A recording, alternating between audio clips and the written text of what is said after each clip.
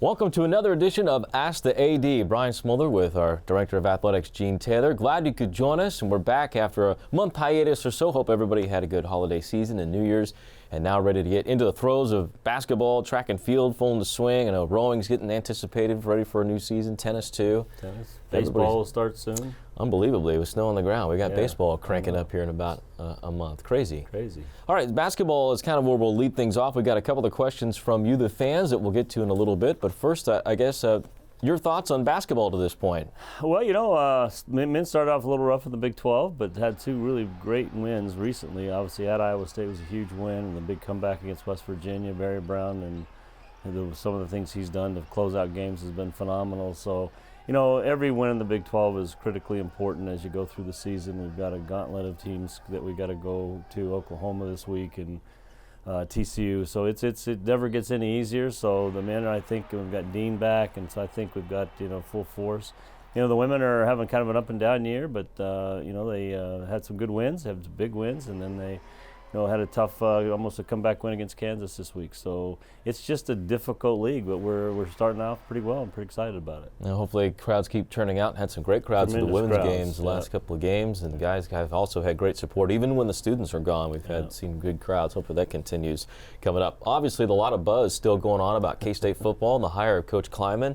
Building towards what could be an interesting next couple of months as well. Football still seems to be paramount in everyone's minds. You know, it is, and it's obviously a lot of still buzz. I've been around a couple of different places in the last few weeks, and a lot of people still talking about. I was in Denver last night and saw some K-Staters, and they're very excited about Coach and his staff that he's putting together. Obviously, that's almost complete at this point. So, yeah, I think, and they're busy. The January is a busy month for them to be on the road recruiting. They've got one more signing date.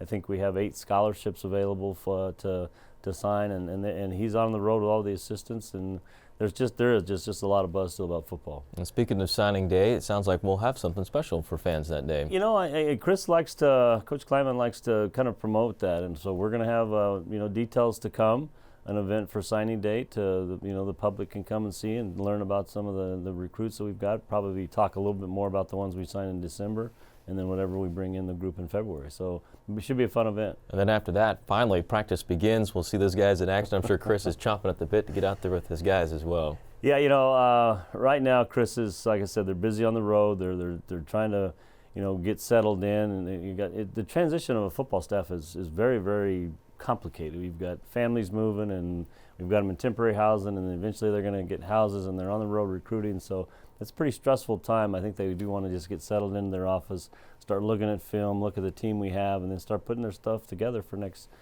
fall. But really, the spring is going to be very, very critical. We'll have more details to come, but it sounds like spring football game will be April 13th, so reserve that date as well for more details to come. Speaking of football, let's jump right into our questions here from the fans. We have our first question comes from Twitter, and it is from AC6, who asks, who's responsible for the pregame festivities at football and basketball games? Strictly the head coach, or is there a production team that chooses, assuming the head coach gets input? Well, the coaches do get input, and you know, sometimes the players want a little input in terms of the warm-up music and the pregame music. So we have our fan experience and our marketing staff, Joni Smoller and her group, and a lot of our media relations group, production team get together. They've even got a plan already coming up in the next few days to talk about next year's football production, particularly the new set of coaches. What kind of music do they want to play in terms of when the team's out there, when the fans starting to come in. So it's a very complicated piece. There's a lot that goes into it, a lot of planning that goes into that part of the pregame and warm-up game, and then obviously coaches do have an input, but at the end of the day, we got to kind of blend what the players want, what the coaches want, and then what's important for our fans as well. Team effort. Everybody plays nice in the sandbox, so to speak. Everybody works together, pulling the same way. Should be fun to see the changes for next year, at least for football. It should be fun to see. Basketball, of course, also has the same sort of team that meets, including the coaches for their respective sports. Our next question comes about basketball, and it's an event that's around the games called Hoops and Hops. It's later this year for men's basketball on a promotion. Our good friend Scott Wildcat, thanks Scott, for the question, asking if there's any similar events planned for other sports like Hoops and Hops. Not that I know of on the books right now. I mean, the Hoops and Hops was very popular last year. It was the first time we've done it for a pregame for basketball, and so it's been brought back this year. Our fans enjoyed it. You know, I think it just kind of depends on the crowd and the venue. You know, at a baseball game, it Might be tough to find a venue for that if we wanted to do it actually in the baseball stadium. But again, our staff is very, very creative. Our marketing staff, our fan experience staff, our Ahern Fund staff, all the folks are very creative about trying to find opportunities to mix our fans and create new events. And so don't be surprised that there is something that comes along. All right, our last question comes from Facebook, which asks from Steve Sims, what counseling services are available for athletes in trouble? And thankfully, this has not been a huge problem for you in your first year as AD, but it's not just trouble, but other issues, right? Sure. We have a wonderful sports psychologist. Her name is Annie Wee. She's been here just about a year. She does a tremendous job beyond just emotional issues. She's there to help them through performance issues. She's there to help them through struggling in the classroom.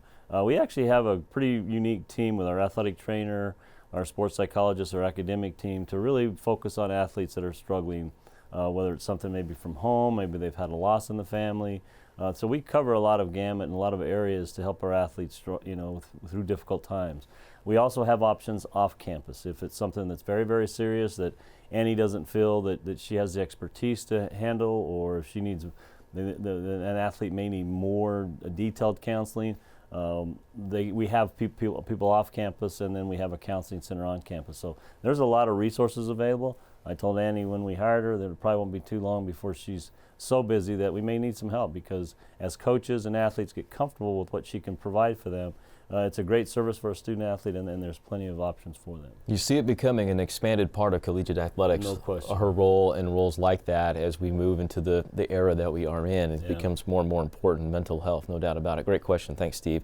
We'll wrap this edition of Ask the AD up talking about the Ahern Fund's new All-In campaign. I guess your thoughts and details of that. We're just trying to get a lot of folks that maybe aren't aware of the Ahern Fund or the Ahern Fund members to up their membership level in terms of bringing more dollars. Obviously, the more dollars we can bring, the better for our budgets and for if you're a new member, anything from a $50 donation all the way up to $10,000 and above.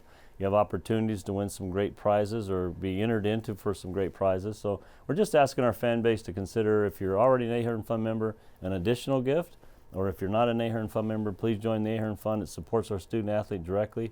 Almost 100% of the money goes to student athlete support, so it's a great program, and looking forward to just increasing our membership. I think that's the important part to realize. The Ahern Fund is there to provide the ability for the student athlete to come here to K-State, and the scholarship money, food, all that stuff, everything. Absolutely. Appreciate it. Thanks. Good to see you. Get some rest. It's good to be back, and thanks for the questions, and look forward to the next time. All right. We'll see you in about a couple of weeks for the next edition of Ask the AD. For Gene Taylor, I'm Brian Smoller. Thank you for watching.